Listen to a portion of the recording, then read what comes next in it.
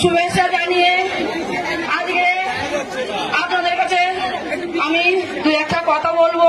আমাদের সম্মানের যুদ্ধে আজকে সেইটা আমাদের এই বিজেপি পরিবার আমাদেরকে সেই সম্মানটা ফিরিয়ে দেওয়ার জন্য আজকে ওরা আমাদেরকে একটা জায়গায় দাঁড় করিয়েছে। সেটা আপনাদের মুখ করে আমাকে এই বসিরহাট লোকসভায় প্রার্থী করে লড়ার একটা সুযোগ দিয়েছে।